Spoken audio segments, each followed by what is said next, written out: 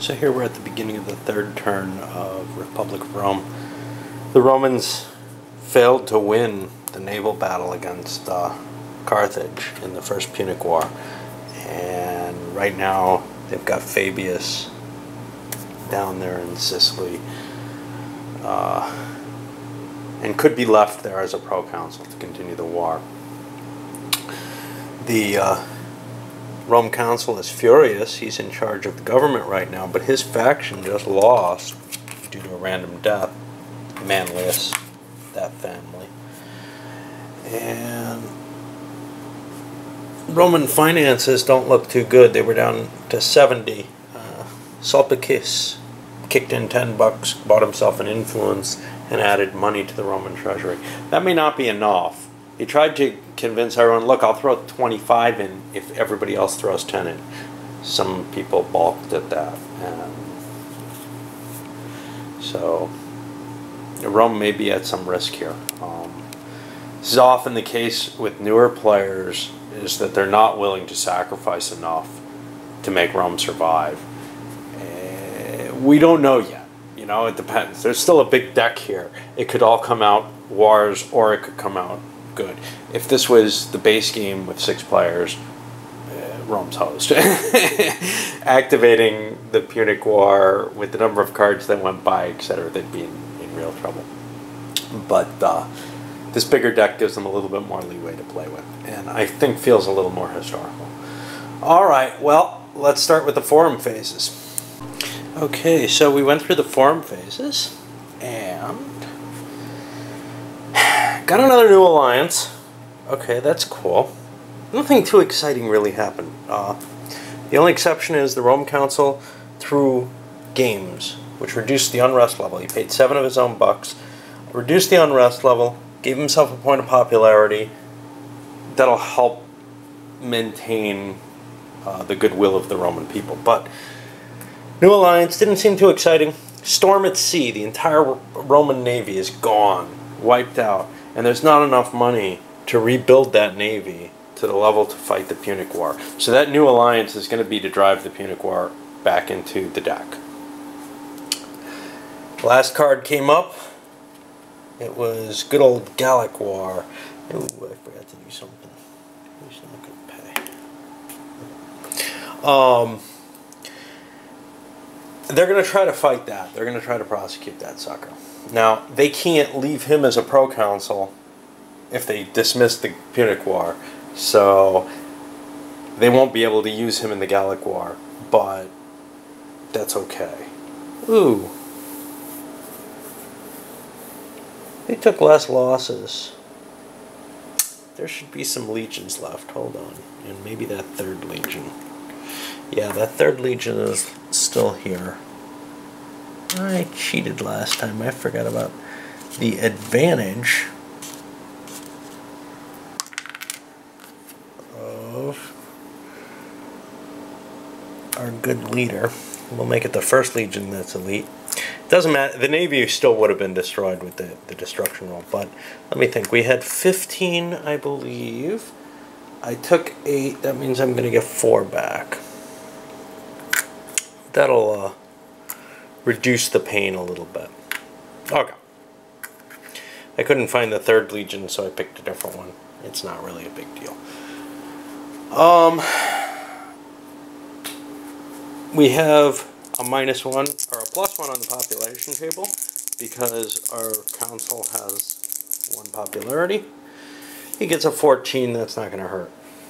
So now we're going into the Senate phase. A new deal has to be cut. A new leader has to be made to go fight the Gallic War. It doesn't take a naval engagement. It creates some governorships, and overall, that's going to help the situation, I believe. They've got to get rid of that Punic War. They can't fight it this time. They don't have the cash. They don't have the cash to build the navy. All right. At least that's their thinking. Let's see what actually happens during the Senate. Well, this was an exciting Senate phase. There was quite a bit of wrangling where Papyrus and company, Fabius's faction, but he's away, tried to rally enough support to get not the obvious leaders who were in favor of getting rid of the Punic War out of the option to be able to select the next two consuls. And they almost did it.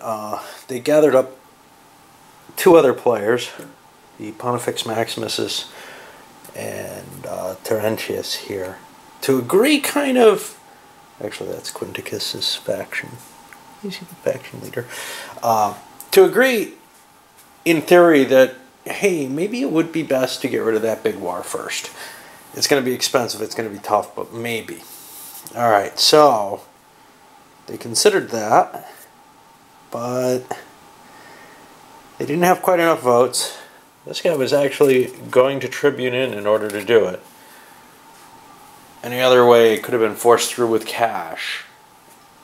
But they didn't have quite enough votes, and instead the Julians managed to form a coalition with Terentius and Quinticus over here and Sulpicius, agreeing to make Sulpicius the field counsel, Furius to inherit the censorship. A good choice there.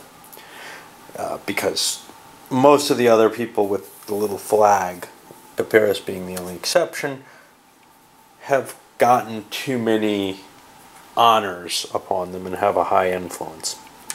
So, as soon as he became censor, he discussed first recalling Fabius for trial. And almost got that as well. That actually went to the floor to vote on, and his high influence prevented him from being dismissed for it. Well, it was only a minor prosecution. They don't want to kill him. The concept here was not to penalize that player or to penalize the leader, so much as to make him available for some later war.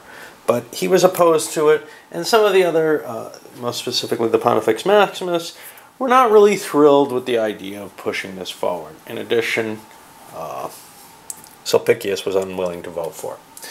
So the votes ended up coming close.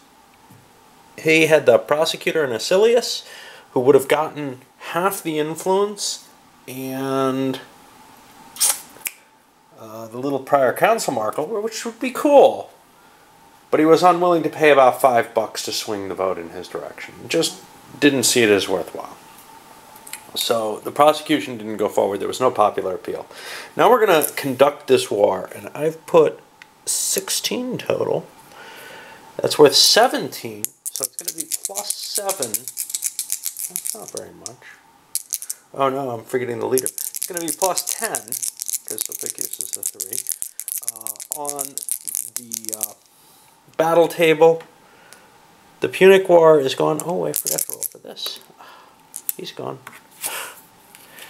The Punic War is not going to be out there. So we're at plus 10 on the combat chart. I roll a 10, which is not one of the specials. We get, oh, plus 10. We get a victory with no losses. So we'll see another legion converting here. I kind of pick one at random. It's going to be the 10th Legion. There's no real reason that it's at random except I don't want to hunt. Okay, so we have another person with a legion. He defeated a war. Unrest goes down. He gets 5 influence, which is huge. Which puts him up to a 12. And he also gets 5 popularity, which makes him a hero of the Republic. I mean, in some time when unrest, etc. is there, he might be a good person to bring back. Situation doesn't look good for a revolt, so he's going to give back his troops. I'm doing things in kind of sloppy in terms of order. He's going to give the $20. And the victory created Cisalpine Gaul, which I have to find by hand. And that will be assignable as a governorship from now on. Whoop whoop. Alright, and I go through the revolution phase, and I'll reshuffle the deck. I don't think anybody has anything. No. We're over here. He does not. He has a concession he wants to play. He'll give it to Asilius.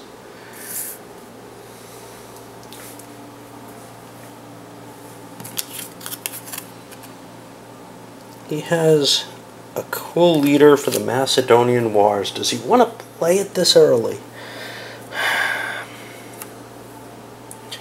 See, no, this has been defeated. The problem with playing it is that you lose. You start aging as soon as it's out there. The advantage of playing it, though, is if that family comes up. So he is indeed going to play Emilius Paulus, who starts out at age 0 by my special rules. And everything else holds. Okay, so I'll finish up the turn, and it looks like I'm going to load up another one, because that was another full turn on a single video.